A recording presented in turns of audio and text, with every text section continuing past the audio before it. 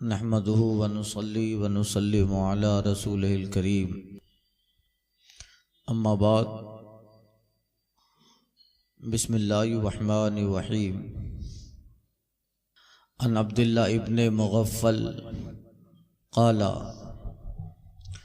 जाअ रजुलुन Elon नबी सल्लल्लाहु अलैहि वसल्लम फ़क़ाल इन्नी उहिब्बुक क़ाल फ़ंज़ुर मा तक़ूल क़ाल वल्लाहि इन्नी ला उहिब्बुका सलास मर्रातिन क़ाल इन कुन्ता सादिक़न फ़अइद लिल फ़क़्र तजफ़्फ़ुफ़न फ़ल फ़क़्रु अस्रअु इला मन युहिब्बुनी मिन अस्सैल इला मुंतहाहु रवाहु तिर्मिज़ी। हज़रत अब्दुल्ला बिन मुगफ्फल रज़ी अल्लाह ताला अन्हु से रिवायत है। ये मशहूर सहाबी है और बैत रिज़वान में शरीक हुए। मदीना पाक में थे, फिर बसरा में रहे और वहीं उनका विसाल हुआ। हज़रत अब्दुल्ला बिन मुगफ्फल रज़ी अल्लाह ताला वो कहते हैं कि एक साहब सरकार सल्लल्लाहु अलैहि वसल्लम की खिदमत में हाजिर हुए और उन्होंने कहा, या रसूल अल्लाह, मैं आपसे मोहब्बत करता हूँ, आपसे मोहब्बत करता हूँ। आका फरमाते, सोच लो तुम क्या कह रहे हो। उन्जुर मा तक़ूल, यानी बहुत बड़ा दावा है, बहुत बड़ी बात कह रहे हो। फिर कहते हैं, वल्लाहि इन्नी ला उहिब, हुजूर खुदा की कसम में आप ही से मोहब्बत करता हूं। फिर हुजूर ने फरमाया, सोच लो क्या कह रहे हो। कहा, हुजूर अल्लाह की कसम में आप ही से मोहब्बत करता हूं। कहा, सोच लो क्या कह रहे हो। 3 मरतबा रावी कहता है, क़ाल सलास मर्रातिन, 3 मरतबा कहा। तो हुजूर फरमाते, ठीक है, अगर तुम मुझसे मोहब्बत करते हो, फ़इन कुन्त सादिक़न, अगर तुम मुझसे मोहब्बत करते हो तो फिर कांटों पे चलने के लिए तैयार हो जाओ। मोहब्बत आसान है क्या? कहते हैं, फ़अइद लिल फ़क़्र तजफ़्फ़ुफ़न, तो बेशक अगर तू सच्चा है तो कील कांटे से फकीरी के लिए तैयार हो जा।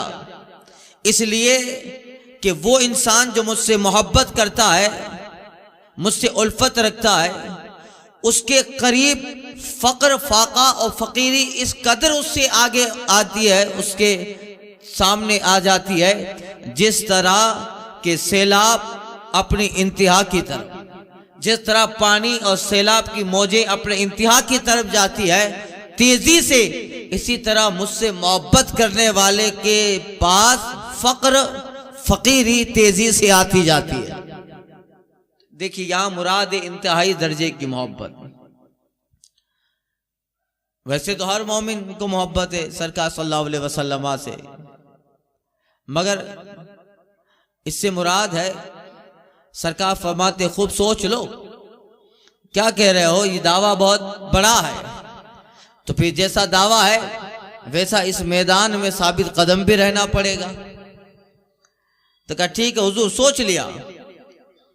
मुराद कि दुनिया की सारी चीजों से ज्यादा आपसे मोहब्बत है। और हुजूर फरमाते, अगर मुझसे मोहब्बत है तो फिर दुनिया की सारी चीजों की मोहब्बत दिल से निकालनी पड़ेगी। बेटे की मोहब्बत पे मेरी मोहब्बत गालिब आए, औलाद की मोहब्बत पे मेरी मोहब्बत गालिब हो, माल की मोहब्बत पर मेरी मोहब्बत गालिब हो, दुनिया की हर चीज पर मेरी मोहब्बत गालिब हो। लिहाजा मेरी मोहब्बत का मतलब यही है कि सब पीछे रहे, मोहब्बत मेरी सबसे आगे रहे। लिहाजा अगर मेरी मोहब्बत में आ रहे हो और दावा कर रहे हो तो फिर सिर्फ दावा नहीं, आजमाया भी जाएगा, आजमाया जाएगा। और साहबा को आजमाया गया। बद्र के मैदान में हजरत अब्दुर्रहमान सरकार सल्लल्लाहु अलैहि वसल्लम की तरफ से हजरत अबू बकर सिद्दीक है और गालिबन मोहम्मद बिन अबू बकर, ये हजरत अबू बकर सिद्दीक के बेटे कुफार के तरफ से आए हैं और बद्र का वाक़या हुआ फिर कभी बाद में हजरत मोहम्मद बिन अबू बकर ईमान ले आए तो अपने वालिद हजरत अबू बकर से कह रहे थे, हुजूर आपको मालूम है बद्र का वो दिन का जब मैं कुफार मक्का की तरफ से आया था और आप पैगंबर आजम सल्लल्लाहु अलैहि वसल्लम की तरफ से थे और दौरान जंग आप मेरी तलवार के जद में आ गए। मैं अगर चाहता तो उस वक्त आपकी गर्दन उड़ा देता, मगर मोहब्बत पिदरी ने मुझ पे गलबा किया, आपके बाप होने का लिहाज किया और मैंने आपसे तलवार हटा ली। हजरत अबू बकर सिद्दीक का कितना प्यारा जवाब है कि बेटे तूने अपने बाप होने का लिहाज किया, मगर कसम खुदा की, कसम रब्बे काबा की, अगर उसी बद्र के मैदान में तू मेरी तलवार के नीचे आ जाता तो तेरे बेटे होने का ख्याल न करता, तेरे बेटे होने का ख्याल न करता, बल्कि मैं जिस इस्लाम, जिस मजहब और जिस नबी के लिए आया था उनकी मोहब्बत पर तेरी गर्दन पे भी तलवार चला देता। ये आजमाया जा रहा है, ये मोहब्बत के लिए आजमाया जा रहा है। और किस कदर हजरत सुमैया रजी अल्लाह ताला अन्हा, जो इस्लाम की पहली शहीदा हैं, पहली शहीदा हजरत अम्मार बिन यासिर की माँ, अबू जहल ने, कुफार मक्का ने कितनी बेदर्दी से मारा, आप सोच नहीं सकते हो। ये इस्लाम की शहजादी, वो खातून जो अव्वलीन मुस्लिमीन में जिनका शुमार है, अस्साबिकून अल अव्वलून में जिनका शुमार है, हजरत सुमैया, हजरत अम्मार बिन यासिर रज़ी अल्लाह ताला अन्हो की वालिदा, ईमान ले आने पर कुफार मक्का ने इतना टॉर्चर किया, इतना टॉर्चर किया कि जब कुछ बात न बनी तो दोनों पांव में रस्सियां बांधी और उन रस्सियों का एक एक सिरा दोनों घोड़ों के पांव में बांधा और दोनों सिमत में घोड़े दौड़ा दिए, दोनों सिमत में घोड़े दौड़ा दिए। एक की वजह कि मोहब्बत मुस्तफ़ा जाने रहमत की निकल जाए, मगर उनका हाल ये था कि कुछ भी हो, इस दिल में जब हुजूर की मोहब्बत है तो अब ये तुम्हारी अज़ियतें उसे निकाल नहीं पाएगी। इसलिए हुजूर उससे कह रहे हैं, सोच लो मुझसे मोहब्बत करते हो, आसान नहीं है कि सिर्फ नारा लगाना है, ऐसा नहीं, हमारी तरह तो था नहीं कि रब्बीउल अव्वल में 12वीं शरीफ में 11वीं शरीफ में नारा लगा लिया और मोहब्बत का सबूत दे दिया। कभी आजमाया तो जाता नहीं है, और कभी आजमाया जाता भी है तो नाशुक्री के अल्फाज आ जाते हैं जबान पर। तो हुजूर कहते हैं मुझसे मोहब्बत करते हो तो फिर सोच लो, इसलिए कि मुझसे मोहब्बत करने वाले के करीब गरीबी फकीरी इस कदर तेजी से आ जाती है जिस तरह पानी की मौजें तेज चला करती है। इला मन युहिब्बुनी मिन अस्सैल इला मुंतहा, तो कहा हुजूर सोच लिया है जब मोहब्बत करनी है तो आप इससे करनी है। हजरत फारूक आदम आए थे हुजूर की बारगाह में, हुजूर मुझे सारी दुनिया में अपनी जान के बाद आपसे मोहब्बत है, अपनी जान के बाद आपसे मोहब्बत है। हुजूर फरमाते, उमर तेरा ईमान मुकम्मल नहीं है। जान से तो मोहब्बत जरूरी है भाई, जान की हिफाजत भी जरूरी है,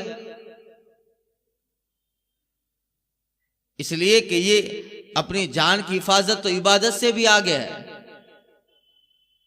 नमाज पढ़ रहा है कोई आदमी और नमाज पढ़ते पढ़ते उसके सामने सांप आ गया तो उसके लिए हुक्म है कि नमाज तोड़ दे, या तो चला जाए या सांप को हटाने की कोशिश करे। क्या पता चला, जान बचाना इबादत से भी बेहतर है। जब जान रहेगी तो फर्ज पड़ेगा भाई, जान रहेगी नहीं तो फिर पड़ेगा क्या। इसीलिए इस्लाम में चाहे अपनी जान हो चाहे किसी की भी जान हो, यहां तक के अगर कोई काफिर, आप या नमाज पढ़ रहे हो, सामने कुआं है और एक काफिर वहां से गुजर रहा है मगर वो अंधा है, और अगर आपने नहीं बताया तो वो कुएं में गिर जाएगा, तो अगरचे उसका ताल्लुक किसी भी मजहब से है, हुक्म है नमाज तोड़ के उसे बचाओ। अपनी जान बचाना भी जरूरी, और वाकया आए, ऐसी वारदात हो, ऐसे हालात बने तो किसी की जान बचाना भी जरूरी। इस्लाम जो है अमन वाला मजहब है, जियो और जीने दो का फलसफा सिर्फ इस्लाम है। तो ये जान बचाना जरूरी है। और जब जान रहेगी तब।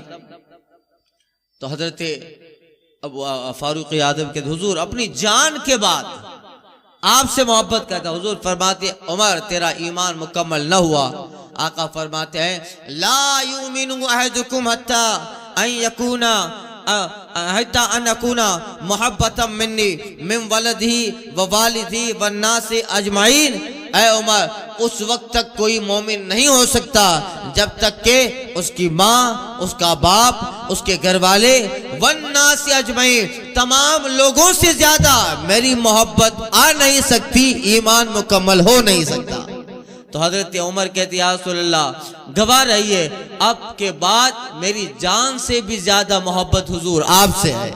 आका कहते फस तकमल तल ईमान। ए उमर तब तो तूने ईमान मुकम्मल कर लिया। तो ये मोहब्बत है। तो सरकार उस साहबी से कह रहे हैं तुम कह रहे हो कि मुझसे मोहब्बत है तो सोच लो, फंजुर मा तकुल। का हुजूर सोच लिया 3 मरतबा का। तो हुजूर फरमाते हैं जो मुझसे मोहब्बत करता है तो फिर जरूरी नहीं है कि वो मखमल के बिस्तरे पे सोए, कांटों के बिस्तर पे भी सुलाया जाएगा, कांटों के बिस्तर पे भी सुलाया जाएगा। और यही हाल सहाबा का हुआ। कैसी मुसीबतें आई और किन परेशानियों से गुजरे हैं। अपना मालो असबाब मक्का में छोड़ के हिजरत करके मदीना आ गए। घर बार है, लाखों की संपत्ति है, लाखों का कारोबार है, लाखों नहीं करोड़ों का कारोबार है। मगर जब सरकार हिजरत करके मदीना तशरीफ ले आए तो सहाबा ने सब कुछ वहीं छोड़ा। अबू जहल अबू लहब एक सहाबी से कहते हैं एक शर्त पे तुम्हें जाने दूंगा, मंडी में जितनी तिजारत है वो हमारे नाम हो जाए, तुम्हारा मकान हमारे नाम हो जाए, तुम्हारी खेती बाड़ी हमारे नाम। मोहब्बत थी उनके दिल में, सहाबा के दिल में। कहा सब तुम ले लो मगर मुझे मेरे महबूब के पास जाने दो। तो सारी संपत्ति वहीं छोड़ डाली और हिजरत करके मदीना में हुजूर के पास आ गए। इस मोहब्बत में तो हम नहीं आजमाए जाते। हम लोग ऐसी मोहब्बत में आजमाए जाते हैं? नहीं आजमाए जाते। और जब आजमाए जाए तो शायद के कोई खरा उतरे। तो वो असहाब किराम थे। तो हुजूर इसलिए कहते हैं। तो वैसे जो है मोमिन के दिल में तो मोहब्बत है ही हुजूर की, हर मोमिन के दिल में है। मगर यहाँ मुराद आला किस्म की मोहब्बत जो सहाबा और अइम्मा अहले बैत रिज़वानुल्लाह ताला अलैहिम अजमईन में थी कि हजारों गम परेशानियां बर्दाश्त की हैं मगर सूली पे भी लटक गए। जब रूम के बादशाह हिरकल ने चंद सहाबा को कैद कर लिया और इस तरह टॉर्चर किया कि जलते हुए कढ़ाई में खोलते हुए तेल में सहाबा को जिंदा डाल दिया। एक ही वजह, जब रूम के बादशाह ने पकड़ गिरफ्तार कर लिया था, एक ही वजह, अपनी जबान से तुम मोहम्मद अरबी का कलमा छोड़ दो तुम्हें छोड़ दूंगा। अब उसको अपनी इज्जत का ख्याल था। साहबा कहते मालूम है वो बादशाह कह रहा था छोड़ दूंगा, बाद में जो तुम करो, अभी मेरे सामने जबान से इनकार कर दो। मगर मोहब्बत इस दर्जा की थी का बचने के लिए भी इस्लाम ने रुख्सत दी है मगर वो भी जबान से नहीं निकालना। इस्लाम ने यहाँ रुख्सत दी है कि अगर बादशाह जालिम जाबिर हाकिम अगर सर पे तलवार लगाए हो और उस वक्त जो है जान का खतरा हो तो इस्लाम रुख्सत देता है कि सिर्फ जबान से, दिल से नहीं, जबान से कलमा कुफ्र बक ले, जबान से कलमा कुफ्र कह ले, इस्लाम रुख्सत दे रहा, वरना बादशाह मार डालेगा। तो वहां रुख्सत दे रहा था मगर उनका ईमान, उनकी मोहब्बत आला दर्जे की थी का इस्लाम रुख्सत दे रहा है मगर हमारा दिल गवारा नहीं करता है। तू चाहे जलते हुए तेल, खोलते हुए तेल में डाल दे मगर तुझे राजी करने के लिए इस जबान पर कभी भी मोहम्मद अरबी के खिलाफ जुमला नहीं आएगा। बादशाह ने उनको पकड़कर जलते हुए खोलते हुए तेल में डाल दिया। अल्लाह अल्लाह। हजरत खुबैब बच गए गालिबन या खुब्बाब। जब वो उस हाल को देखने लगे कि उनके साथी को बादशाह ने खोलते हुए तेल में डाल दिया, उनके आंखों से आंसू निकल आए। बादशाह देखता है शायद साथियों की मौत देखकर थोड़ा दिल में नरम गोशा आ गया। कहा देखा यही हाल तुम्हारा होगा। आंखों से आंसू निकल रहे, क्या डर गए?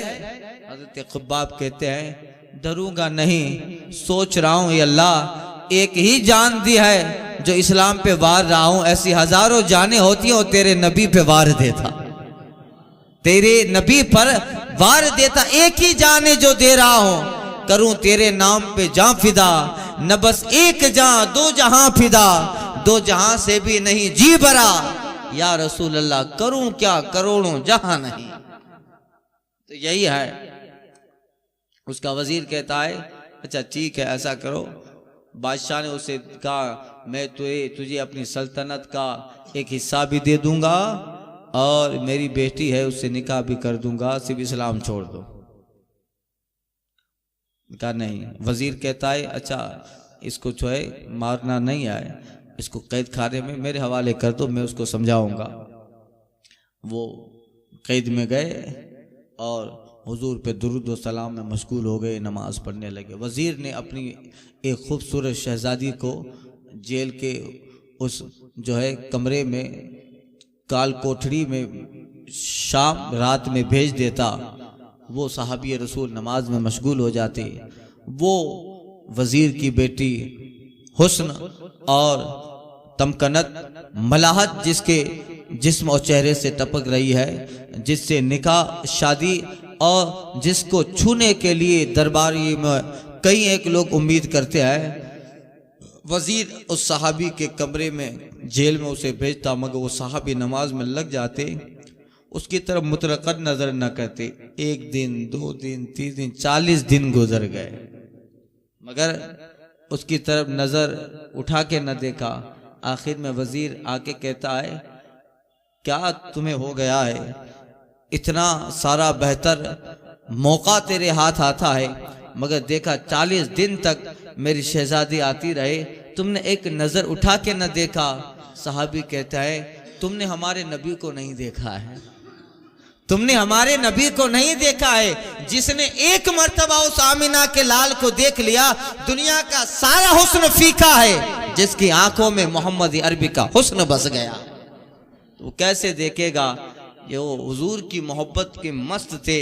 हुरों पे नजर न डाले कभी शैदा तेरा, हुरों पे नजर न डाले कभी शैदा तेरा, या रसूल अल्लाह आजमाया है यगाना है दीवाना तेरा। ये मैं मुस्तफ़ा के जामे मोहब्बत का मस्त हूँ, मैं मुस्तफ़ा के जामे मोहब्बत का मस्त हूँ। ये वो नशा नहीं जिसे तुरशी उतार दे। तुरशी समझते हो? तो वो अर्क निकालते हैं फूलों में से जिसमें खटासपन होता है। जब शराब आदमी बहुत पी लेता है तो वो पिलाते हैं तो शराब का नशा जल्दी उतर जाता है। तुरशी, तुर्श से तुरशी आया है, तुर्श माने खट्टा, या नींबू को भी तुर्श कहते हैं, तुर्श है उसको भी तुरशी कहा जाता है। इस तरह खट्टी चीज नशे वाले को पिलाओ तो नशा उतर जाता है। मगर वो दुनिया का नशा जिसके ज़हन और फिक्र पे हुजूर की मोहब्बत का नशा हो, आका की उल्फत का नशा हो, तो फिर उसे दुनिया की कोई तुरशी उतार न पाएगी। इसीलिए शाहिर ने कहा मैं मुस्तफ़ा के जामे मोहब्बत का मस्त हूं, ये वो नशा नहीं जिसे तुरशी उतार दे। तो ये फिर आखिर बादशाह ने उसे रिहा कर दिया। ये क्या था? यही हुजूर कहते हैं जो मुझसे मोहब्बत की है तो तैयार हो जाओ उन मुसीबतों के लिए जो तेज धारों से ज्यादा तुम्हारे करीब आ रही है। आजमाया जाता है मोहब्बत में, उल्फत में इम्तिहानात होते हैं, आजमाए जाते हैं, उसके बाद फिर बेहतर नतीजा बरामद होता है।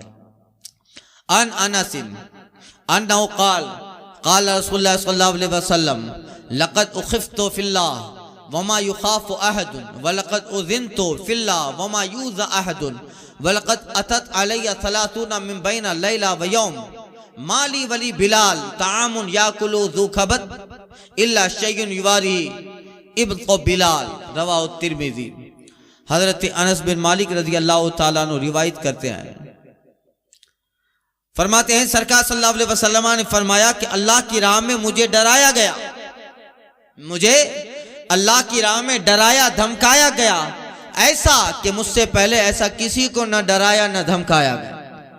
वो उस दिन तो फिल्ला, और मुझे अल्लाह की राह में सताया भी गया। हुजूर खुद कहते हैं अल्लाह की राह में मुझे सताया भी गया। वमा यूज़ा अहदुन, ऐसा सताया कि मुझसे पहले किसी को नहीं सताया। अगरचे नूह अलैहिस्सलाम 900 साल तक तबलीग करते हैं, पूरी कौम मुखालिफ है, मगर उनके सामने भी वो हालात नहीं है जो मक्का में रसूल पाक या ताइफ में हुजूर के पास है, हुजूर के सामने है। तो हुजूर कहते हैं मुझे अल्लाह की राह में डराया भी गया, अल्लाह की राह में मुझे सताया भी गया।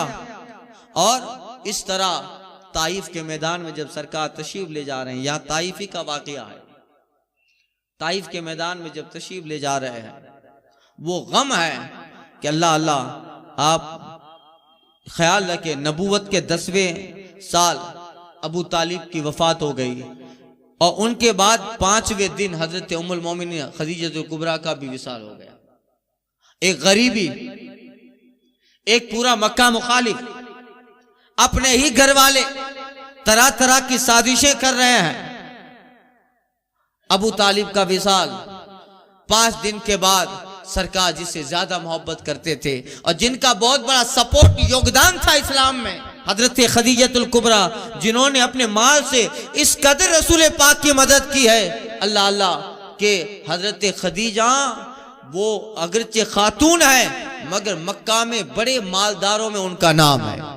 उनके सामान मुल्क शाम जाते थे तिजारत के लिए, और एक बार रसूल पाक भी गए थे उनका सामान लेकर मुल्क शाम, और हजरत खदीजा ने अपने गुलाम को भेजा था, कहा इनको भेज रही हूँ मगर देखना हाल क्या होता है। तो बात आके सुनाते हैं कि ये तो पैगंबर की अलामतें, शाम से जाते और लौटने तक मैंने देखा दरख्त सलाम कर रहा है, धूप है तो साया उनके सर पे आ जाता है, साया इनके सर पे आ जाता है, और इस कदर जो है वो कहीं बैठे हैं धूप में तो दरख्त करीब आके उन पे झुक जाता है।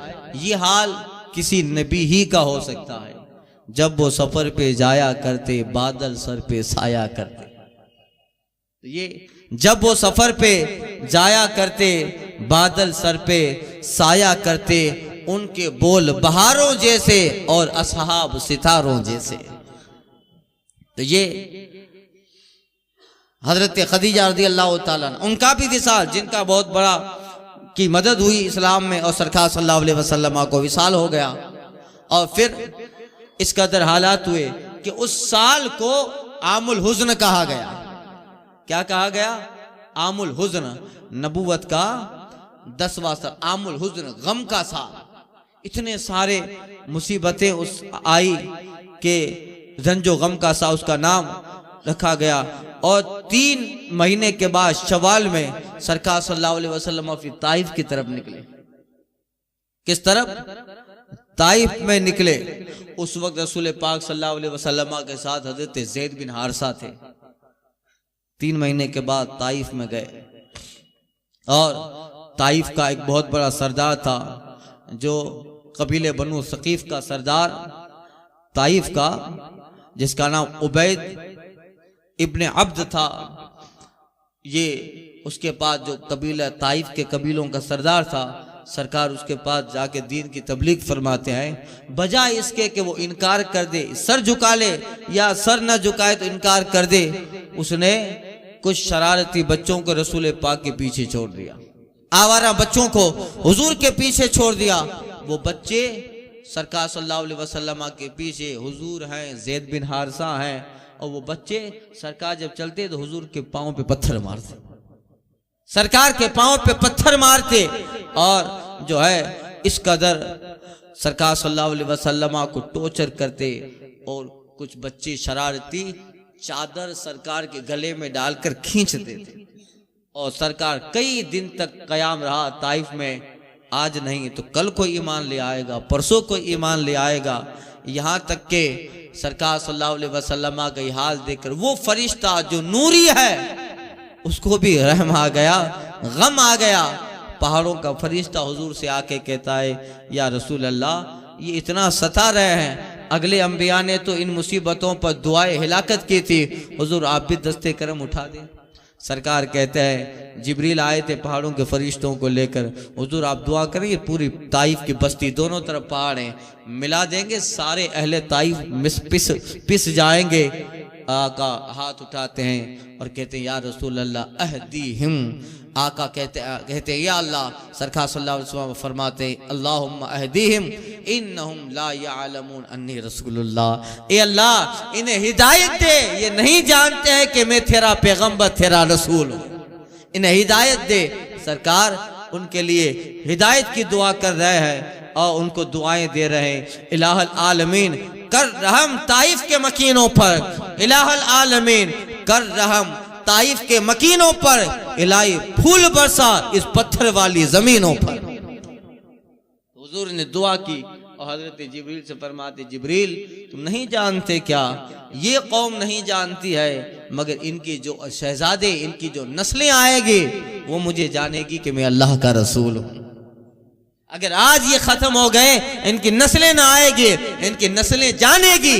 और फिर जाना है ऐसा कि उसी कौम में ऐसे ऐसे सहाबा पैदा हुए जिन्होंने हुजूर के एक इशारे पे जाने अल्लाह की राह में कुर्बान कर। यही है इस्लाम के जो है में सताया भी जाता है, टॉर्चर भी किया जाता है। हुजूर कहते हैं कि मगर इस सफर में जो है हजरत ज़ैद बिन हारिसा है, मगर यहाँ हजरत बिलाल का जिक्र है, यानी एक दूसरा ताइफ का सफर है। ये सो सफर था आमुल हुज़्न के 3 महीने बाद, यानी हजरत खदीजा कुबरा के 3 महीने, विसाल के 3 महीने के बाद शवाल में जब सरकार ताइफ में गए हैं, उस वक्त हुजूर के साथ ज़ैद बिन हारिसा है, मगर इस हदीस में हजरत बिलाल साथ में है, यानी ये कोई और सफर था, इसलिए काफी मर्तबा जाना हुआ। आप जाओ तो कैसा इलाका है, अगर आप उम्रा करने जाते हो तो ताइफ के मैदान में, हुज्जाज किराम हज करने जाते हैं तो ताइफ जाते हैं, ताइफ है। और थोड़ा सा आगे चलो तो करिया बनु साद है, वो इलाका है, अभी तो वो आबादी नहीं है। करिया बनु साद यानी 18-19 किलोमीटर ताइफ के मैदान से आगे जाओ, करिया बनु साद, जहाँ हजरत हलीमा सादिया रज़ी अल्लाह ताला अन्हा का मकान था, उनका गांव करिया बनु साद। आज भी वहाँ निशान बने हैं, हजरत हलीमा सादिया के मकान का निशान है। और वहाँ सामने एक छोटा तालाब की तरह एक जो है बहुत नरम जमीन है जिस पे निशानात लगे हैं कि जब सरकार जनाब हलीमा सादिया के पास थे तो हुजूर बकरियां वहाँ चराने जाते थे। साथ में हजरत हलीमा सादिया का के बेटा भी होता, सरकार वहाँ होते थे। सारा जो है निशान बना है, मगर अब नजदियों ने वो जगह भी प्लान कर डाली। वहाँ जाके लोग नमाज पढ़ते थे तो वो जो है लोग वहाँ के पत्थर रख देते थे, अंदर मुसल्ला रहता था कि ये हजरत सादिया का मकान, हलीमा सादिया का मकान यही था। तो नजदीक मुतवा आता है और आने के बाद सारा पत्थर इधर उधर करके जमीन को बिल्कुल प्लान कर देता है। मगर दीवाने इंडिया पाकिस्तान वाले जाते हैं, फिर वहाँ रख के आते हैं, फिर वहाँ रख के साल में 10-12 मरतबा ऐसा ही होता है, मुतवा आता है, साफ कर जाता है, मगर फिर इंडिया पाकिस्तान के लोग वहाँ जाते हैं तो फिर वहाँ उस तरह दीवार की तरह पत्थरों की दीवारें 4 बना देते हैं। ये मोहब्बत है, ये मोहब्बत है। तो फिर हजरत हलीमा सादिया ताइफ, मगर उनकी कब्र पाक जन्नतुल बकी में है। हजरत हलीमा सादिया जन्नतुल बकी में, जब आप जन्नतुल बकी में जाएंगे तो जाते वक्त जो मेन गेट है, आपके दाहिने तरफ हजरत सैयदा फातिमा और हजरत उस्मान गनी इमाम हसन की कब्र है। मगर आप सीधा, और आप जब गेट के पास दाखिल होंगे तो आपके उल्टे हाथ पर जो है 10-12 कदम आप चले जाओ उल्टे हाथ की तरफ, फिर सीधा चलो तो एक 4 दीवारी की तरह जो प्लॉट बनाते हम लोग, वो प्लॉट की तरह जो है 4 छोटी छोटी दीवारें कायम है प्लॉट की तरह। वहां पे शोदाए हर्ब दफन है। शोदाए हर्ब मतलब जब यजीद के हुक्म से मुस्लिम बिन उकबा ने मदीना पे चढ़ाई की थी और 10,000 से ज्यादा साहबा किराम उसमें शहीद हुए थे, तो उन साहबा को उसी जगह दफन किया था। तो उसके लिए वो 4 प्लॉट की तरह, जिस तरह हम पाया रखते हैं ना प्लॉट का, पहले छोटी सी दीवार, वहाँ शोदाए हर्ब है। और उसी जगह पे हजरत हलीमा सादिया की भी कब्र है और उनकी बेटी हजरत शीमा की भी कब्र है, हजरत शीमा। खैर, तो ताइफ का वो सफर, और वहां के लोग बहादुर भी और जाहिल भी, इसलिए कभी इस्लाम मुकम्मल तो से पहचाना नहीं है, मगर सरकार खिदमत करते रहे। देखिए मेहनत का नतीजा अच्छा होता है। छोड़ नहीं देना चाहिए। अब कोई नहीं मानता तो नहीं करनी है तकरीर, नहीं, ये कम ज़र्फी की निशानी है, तंग दिल की निशानी है। आज नहीं मानता है, कल मानेगा, परसों मानेगा, तरसों मानेगा। अरे संगे मरमर पर भी पानी का कतरा मुसलसल पड़ता रहता है तो संगे मरमर में भी सुराख हो जाता है। ये तो फिल भी कल्ब इंसान है। छोड़ नहीं देना चाहिए कि दो चार मुखालिफ हो गए, अवे नाय रमणो लो कालती नवी गोड़ी न वो डाणो।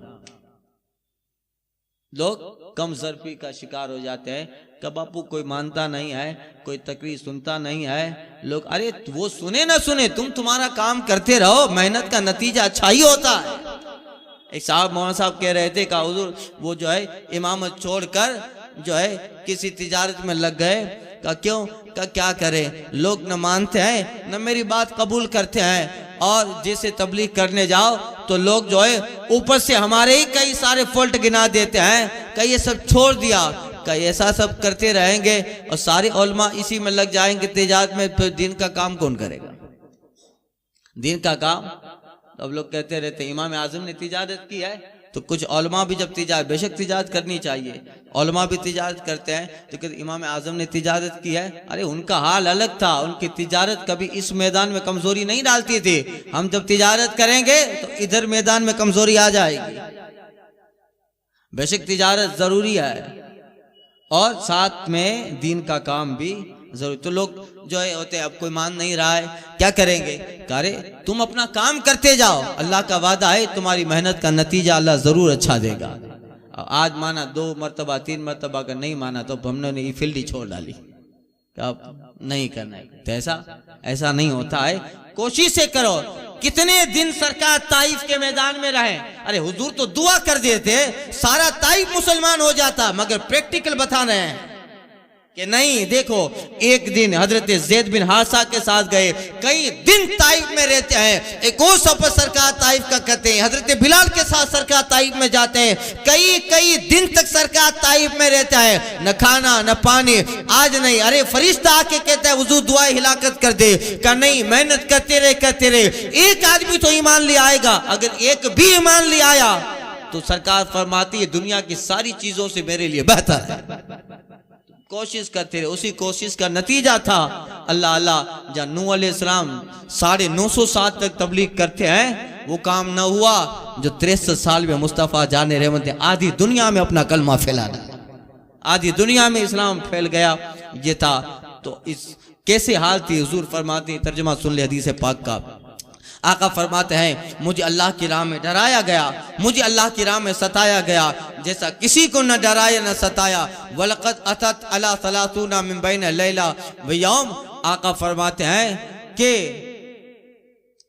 मेरे और बिलाल, मुझ पर और मेरे बिलाल पर 30 दिन रात ऐसे गुजरे हैं, एक महीना मुझ पर और मेरे बिलाल पर ऐसा गुजरा है कि मेरे लिए और बिलाल के लिए कुछ खाना ना होता जो कलेजे वाला खा सके। यानी कुछ खाना होता ही नहीं था सिवा इसके कि याकुल हो इल्ला शैवारी इब्तो बिलाल, मगर इसके कि बिलाल अपनी बगल में उसको छुपा ले। यानी कोई ज्यादा खाना ना होता था, एक थोड़ा सा चंद खजूरें होती थी, इतनी कम मिकदार में होती थी। आका फरमाते हैं कि जिसे बिलाल अपने बगल में छुपा ले। अब बगल में जिसको छुपाया जाए वो कितनी चीज होगी, वो कितनी चीज होगी। ऐसे दिन भी मुझ पे गुजरे हैं और सरकार सल्लल्लाहु अलैहि वसल्लम ने फरमाया यही सारी चीजें हैं कि जिसको पे सब्र होता रहा और अल्लाह ताला ने इतना बेहतर नतीजा दिया कि सारा ताइफ ईमान ले आया, ताइफ ईमान ले आया, वहां के सरदार ईमान ले आए। वो कहते थे इतने तकलीफें के बावजूद भी ये अपना काम नहीं छोड़ते हैं। अल्लाह अल्लाह। फिर हुजूर की इस तबलीग की सरगर्मियां इस बेहतर नतीजे पे पहुंची, ताइफ के बड़े बड़े लोग ईमान ले आए और सहाबियत का मकाम अल्लाह ताला ने उन्हें अता फरमाया। और फिर वही लोग दीन का ऐसा काम करते हैं। हुजूर ने फरमाया था अगर ये आज खत्म हो गए तो फिर इनकी नस्लें नहीं आएगी। यही ईमान ले आए और फिर इस्लाम को मिटाने वाले इस्लाम के मुहाफिज बन गए, पासबा मिल गए, काबे को सनम।